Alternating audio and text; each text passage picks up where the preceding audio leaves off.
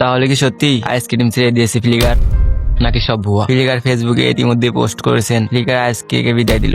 Ice cream ছাড়েনি, তাহলে BD top one টিমের হয়ে খেলে কিভাবে? তাহলে কি বিডি টপ ওয়ান টিম থেকে রাহাত ভাই আলিফকে বের করে দিয়েছে? এই সব প্রশ্নের উত্তর দেওয়া হবে আজকের এই ভিডিওতে। সো আজ নষ্ট না করে সোজা ভিডিও শুরু করি।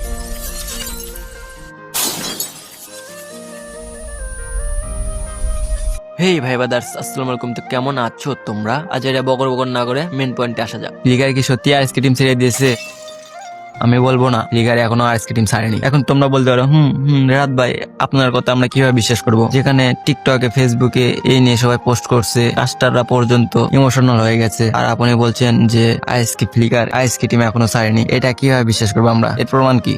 তোমাদের ভাই প্রমাণ নিয়েই হাজির হয়েছে। ডিরেক্ট ফ্লিকারকে জিজ্ঞাসা করা হয়েছিল যে এই দিনে দেখতে হলো আমাদের মিয়া ফ্লিকার রিপ্লে তোর স্ক্রিনে দেখতেই পাচ্ছ তোমরা। সে রোড টু গ্লোরির জন্য খেলতে গিয়েছিল, সে নিচে দেখো কি রিপ্লে দিয়েছে। মানুষ কি থেকে কি বানাইতেছে আল্লাহ জানে। এখানে ব্লেড টপ অন ফ্লিকারকে মেরে দিয়েছে, এই স্ক্রিনশট দিয়ে তাকে জিজ্ঞাসা করা হয়েছিল। তোমরা অবশ্যই বুঝতে পেরেছো।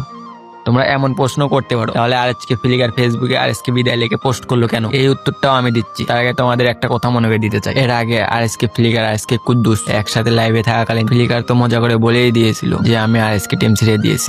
কতবার যে এরকম মজা করেছে ফ্লিকার হিসাবের বাইরে, এইটাও তার মজা হতে পারে। বুঝলাম ফ্লিকার টিম ছাড়েনি, তাহলে বিডি টপ অন টিমের হয়ে খেলে কেন? ফ্লিকারকে এটাও জিজ্ঞেস করা হয়েছিল, তাহলে তুমি টপ অন ফ্লিকার হয়ে গেলে নাকি? তার রিপ্লে তো স্ক্রিনে দেখতেই পাচ্ছ তোমরা। সে বলতে চেয়েছে রোড টু গ্লোরি খেলার জন্য গিয়েছিলাম, তাছাড়া অন্য কিছু না। তারপরেও টিমকে জিজ্ঞেস করা হয়েছিল ফ্লিকার টিম ছেড়ে দিয়েছে শুনলাম, বিডি টপ ওয়ান টিমে চলে গিয়েছে। তারা বলেছে just road to Glory tournament খেলার জন্য গিয়েছে। তারা বলেছে বাট পার্মানেন্টও যেতে পারে, মানে সে পার্মানেন্টও যেতে পারে। এটা তারাও জানে না। এটা পুরোটুকু নির্ভর করে ফ্লিকারের উপর, তার মাইন্ডের উপর এন্ড তার ব্যক্তিগত ব্যাপার। এটা সে পার্মানেন্টও থাকতে পারে, নাও থাকতে পারে, এটা তার ব্যক্তিগত ব্যাপার। এন্ড আমি মনে করবো পুরোটুকু তার ইচ্ছা। এটা টিমও জানে না। আপাতত সে রোড টু গ্লোরি টুর্নামেন্ট খেলতে গিয়েছে বিডি টপ ওয়ান টিমে। তাহলে কি বিডি টপ ওয়ান টিম থেকে আলিফকে বাদ দেওয়া হয়েছে? ফ্লিকারের সাথে আলিফ গেমিং তার ফেসবুক কমিউনিটিতে পোস্ট করেন, তা তোমরা সকলেই দেখেছো। তোমরা সকলে অবশ্যই ভাবছো যে রাহাত ভাই কি আলিফ গেমিং কে বিডি টপ ওয়ান টিম থেকে বের করে দিয়েছে নাকি? না ভাই, তেমন কিছু না। রাহাত ভাইকে জিজ্ঞেস করা হয়েছিল যে ফ্লিকার টিমে আসাতে কি